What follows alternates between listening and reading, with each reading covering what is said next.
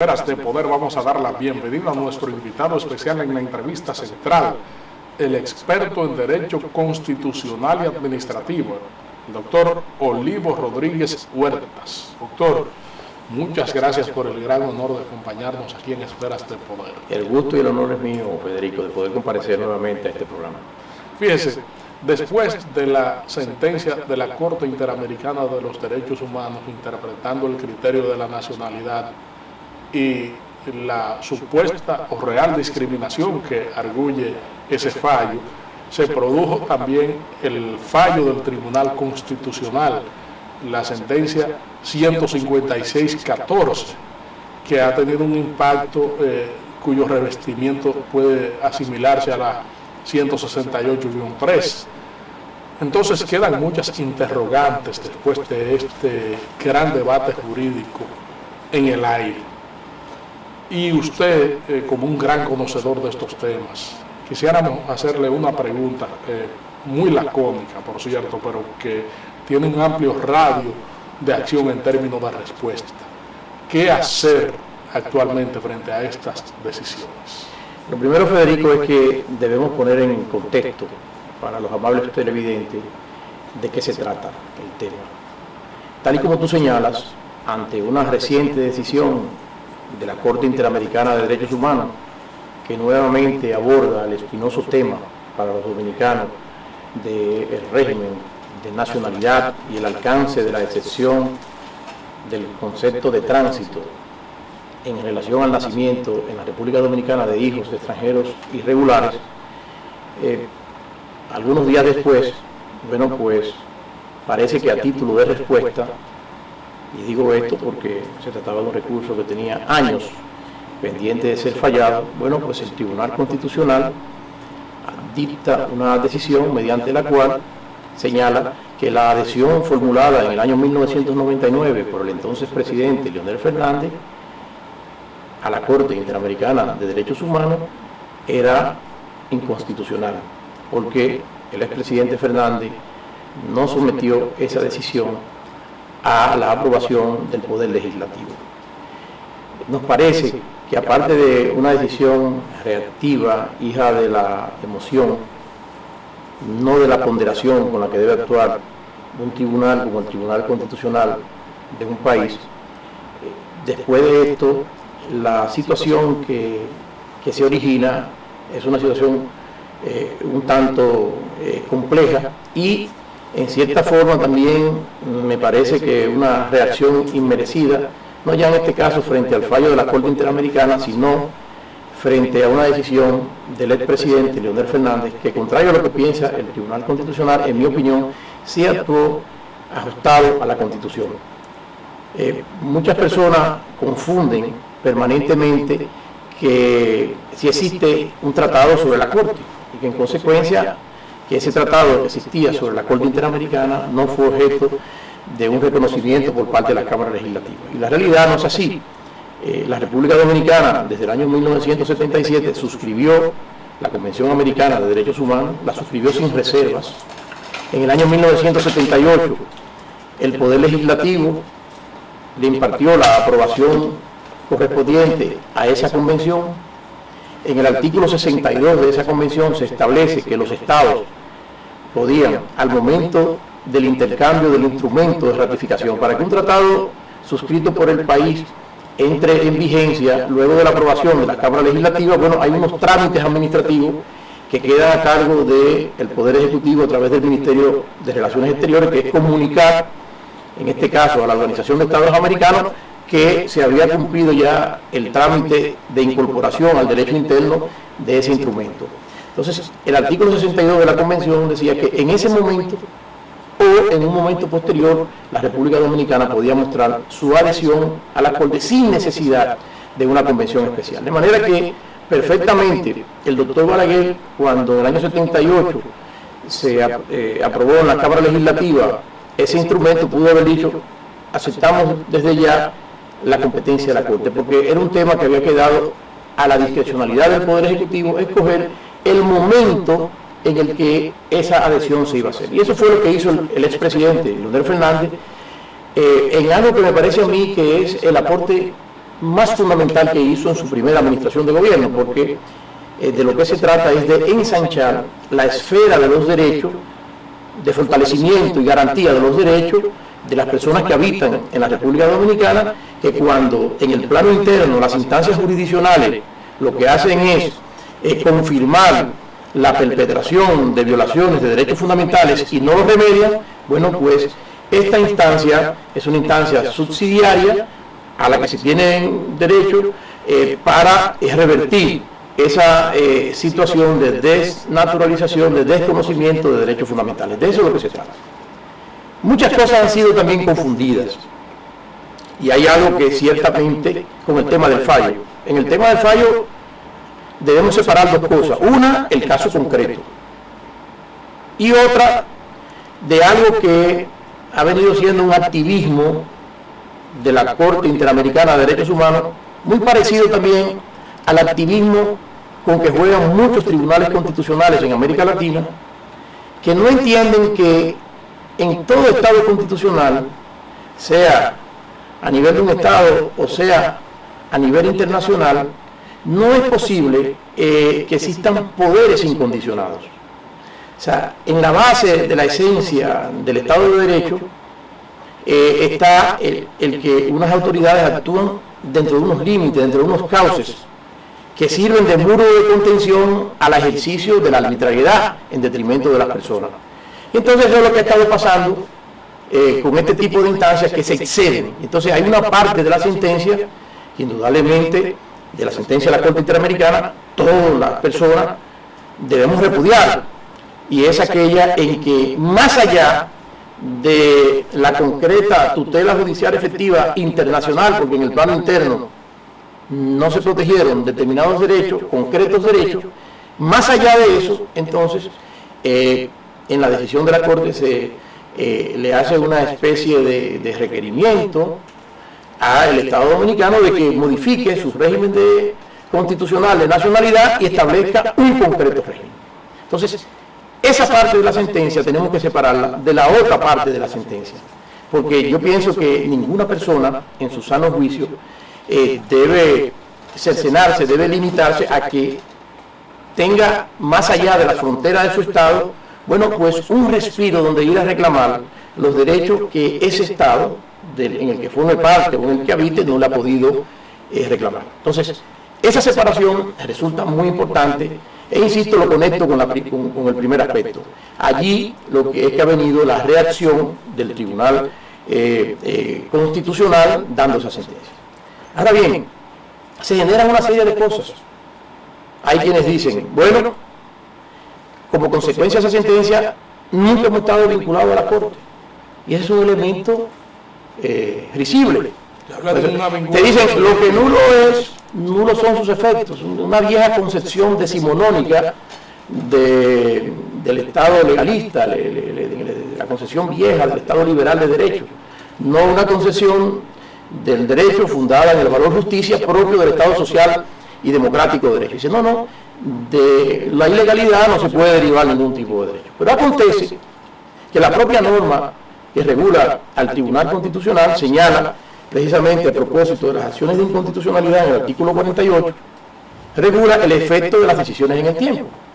Y salvo que, como la Corte Interamericana, el Tribunal Constitucional también se considere que las normas que subordinan su actuación no les vinculan, que son meras referencias, dice el artículo 48 que la sentencia que declara la inconstitucionalidad no produce efectos inmediatos y para el porvenir. Sin embargo, el Tribunal Constitucional podrá reconocer y graduar excepcionalmente de modo retroactivo los efectos de sus decisiones de acuerdo con las exigencias del caso. El Tribunal Constitucional no hizo uso de esa facultad, que lo ha hecho en diferentes sentencias, de manera que en ausencia de ello rige la esencia del principio de que estas decisiones surten efectos hacia el futuro, de manera que incluso las decisiones que han sido adoptadas por la Corte Interamericana antes de la entrada en vigencia de este fallo no resultarían afectadas. Ahora bien, aquí hay cosas que llaman a suspicacia, Federico.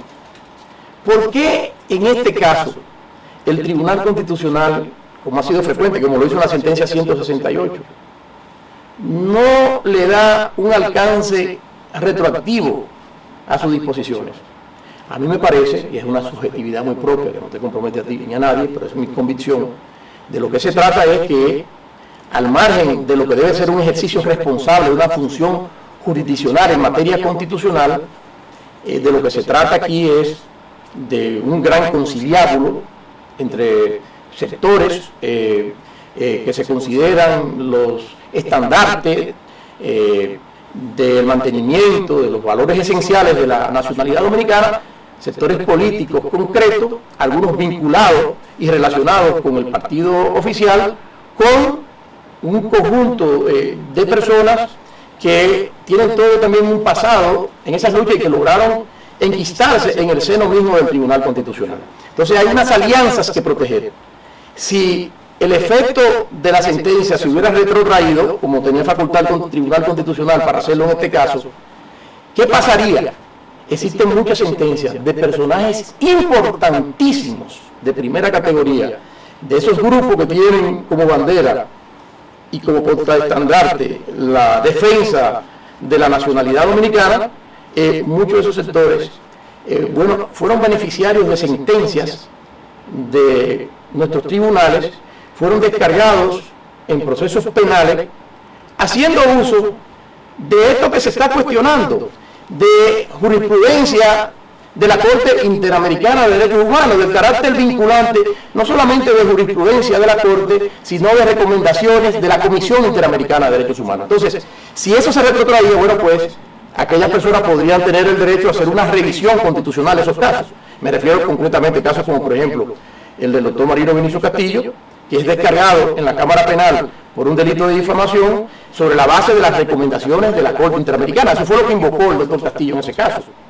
O mi buen amigo, el diputado Semán, que en su conflicto con el señor Fausto Rosario Adame, bueno, pues toda la destrucción conceptual de las falencias de la querella se basaron en que no cumplían con los estándares del debido proceso de la formulación precisa de cargo, consagrada también en jurisprudencia de la Corte Interamericana de Derechos Humanos. Ese y otros casos. Entonces, ¿cuál era la consecuencia inmediata que se derivaba de eso?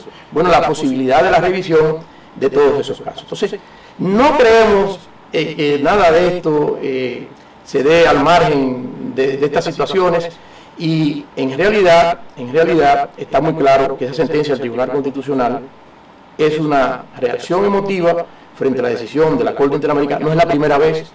En el año 2005 el país también actuó así. La Suprema Corte de Justicia, cuando emite su decisión en relación a la Ley General de Migración, lo hace en realidad como una respuesta a la sentencia Gianni Bossi de la Corte Interamericana de Derechos Humanos. Por eso, cuando yo veo a mi buen amigo, el expresidente de la Suprema Corte de Justicia, Subero Visa, hablar de estas cosas, yo pienso que debe de tener cuidado, prudencia. Hay tiempos y momentos en los que uno debe recogerse en la vida, porque realmente quien sembró esa concepción de reverdía frente a cosas que habíamos asumido como sistema jurídico fue la Suprema Corte de Justicia, no fue el Tribunal Constitucional en el año 2013 con la sentencia 168. En este tema, quien lo hizo fue esa Suprema Corte de Justicia que presidía el magistrado Jorge Subero Visa.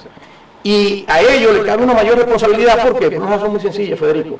Fue esa Suprema Corte de Justicia la que enarboló la moción del bloque de constitucionalidad, la que enarboló el hecho de que la jurisprudencia de la Corte Interamericana de Derechos Humanos eran criterios vinculantes para nuestro ordenamiento. Sin embargo, en ese tema, a pesar de ellos mismos haber consagrado eso, pues se separan. Entonces, se trata en esencia de eso. Ello no significa que, insistimos, que compartimos esa visión, si se quiere, imperialista de la Corte Interamericana. Insistimos, rechazo tajantemente el hecho de que se quiera imponer un concreto régimen de nacionalidad. La determinación de la nacionalidad dominicana es una responsabilidad del Estado dominicano, y es el Estado dominicano el único que debe asumir eso. Algo más, yo soy partidario y fui partidario en términos de la reforma constitucional, de que la República Dominicana no estableciera ese sistema, que sabíamos que iba a generar problemas de este tipo, sino que se fuera un sistema de jus sanguinis. ¿Por qué? Porque nosotros ya no tenemos, por razones demográficas, capacidad de seguir asimilando nacionales. Es decir, ese marco constitucional que prevaleció históricamente en la República Dominicana desde su fundación, del jus soli, Hace tiempo que cesó, hace tiempo que por políticas públicas nuestras debió haber sido cambiado. Pero no podemos nosotros, bajo ningún concepto, bueno, dejarnos entrever en medio de todo este juego, porque en la sentencia de la Corte hay que ver dos cosas: la violación concreta de derechos y el exceso de la Corte. Que por cierto, no es solamente con la República Dominicana, es decir, no es que esta sentencia se cogió con la República Dominicana. La Corte ha dictado muchísimas sentencias en relación a otros países. Y lo ha hecho a propósito de casos, lo ha hecho a propósito de recomendaciones, de informes especializados. Por ejemplo, hay uno muy reciente con México, con el tema de los migrantes, donde se le recomiendan cuestiones muy duras, incluyendo este tema de que no se le dé un trato discriminatorio en relación a la nacionalidad a los migrantes en México, en función de la condición de irregularidad. Y una serie de temas, Federico, que están allí muy parecidos a México, con Chile y con otros países. Han habido sentencias de esa misma naturaleza. No significa que aprobemos eso. Pienso que la Corte Interamericana le hace un flaco servicio a los derechos de las personas en América Latina cuando se excede más allá de la razón por la que fue creada.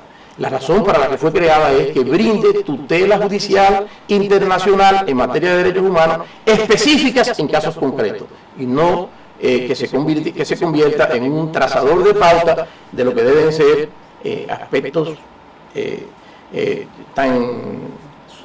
tan sensibles como la determinación de la nacionalidad, que desde convenciones que datan desde el siglo pasado, muy comienzo del siglo pasado, bueno, es un tema del dominio exclusivo de los estados. Vamos a solicitar su anuencia para hacer una pausa aquí en Esferas de Poder, y en breve regresamos con esta interesantísima comparecencia con el doctor Olivo Rodríguez Huertas, experto en Derecho Constitucional y Administrativo. Estamos conversando aquí en Esferas de Poder con el experto en Derecho Constitucional y Administrativo, el doctor Olivo Rodríguez Huertas. Doctor, después de este fallo del Tribunal Constitucional, ¿qué se debe hacer? ¿En qué pie estamos parados? ¿Somos miembros o no de la Corte, tomando en cuenta de que las decisiones del Tribunal Constitucional son vinculantes y de cumplimiento obligatorio? Bueno, lo que dice el Tribunal Constitucional es que una exigencia prevista en la Carta Fundamental del Estado no fue observada, no fue cumplida. De manera que la opción que tiene el Poder Ejecutivo, y sobre esto el profesor Fray Darío Espinal, pienso que ha liderado una recomendación muy sana, es que ante esas circunstancias al país no le queda otro camino que decidir el Ejecutivo si envía a la Cámara Legislativa para que se cumpla ese trámite y que allí las fuerzas políticas representadas en el seno del Poder Legislativo decidan si queremos seguir o no formando parte de la jurisdicción de la Corte. Entonces, dependiendo de la decisión del Poder Legislativo, o seguimos formando parte y se completan los trámites que en opinión del Tribunal Constitucional han debido ser seguidos, o si se rechaza, bueno, pues el presidente de la República no le queda otro camino que denunciar la Convención Americana de Derechos Humanos. En términos llanos, lo que significa es salirnos de la esfera del sistema interamericano de los derechos humanos. Esas son las opciones posibles. El presidente Danilo Medina, al conocer este fallo a través de su vocero, señaló dos cosas importantes. Por un lado, como tenía que ser, un rechazo enérgico a esa parte de la sentencia que va más allá de la tutela judicial efectiva en relación al caso concreto que estaba siendo conocido, esa parte, ese exabrupto de la Corte de querer prescribir un específico y particular régimen de nacionalidad en la República Dominicana, pero por el otro lado, aparte de condenar eso, dijo, nosotros mantenemos el compromiso de la República Dominicana con el sistema interamericano de derechos humanos. Entonces, la única forma de conciliar esa posición del jefe del Estado, conciliarla con la sentencia del Tribunal Constitucional Dominicano, es bueno seguir de la mano esa recomendación del profesor Fray Darío Espinal, me parece a mí, y que sea el debate, la sociedad tiene que tener ese debate en el seno del Poder Legislativo y que se decida si estamos o si no estamos. Pero la manera de salir efectivamente de la Corte no se da con esa sentencia del Tribunal Constitucional, porque la Corte Interamericana es el juez de su propia competencia y la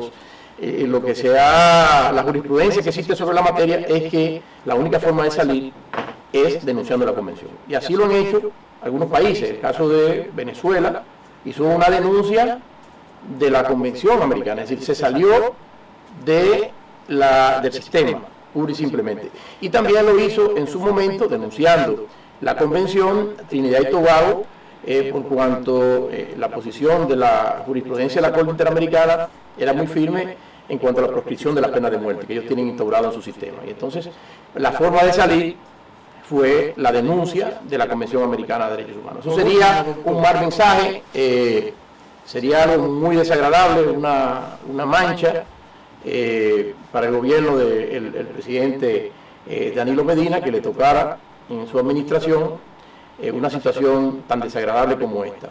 Lamentablemente el ejercicio del gobierno trae estas cosas. El presidente Medina está siendo víctima de la irresponsabilidad, Federico, que durante más de 5 décadas han tenido los presidentes que no han gobernado en la República Dominicana, que este espinoso tema, este complejo tema, fue como un juego de voleibol, posponiéndose y posponiéndose.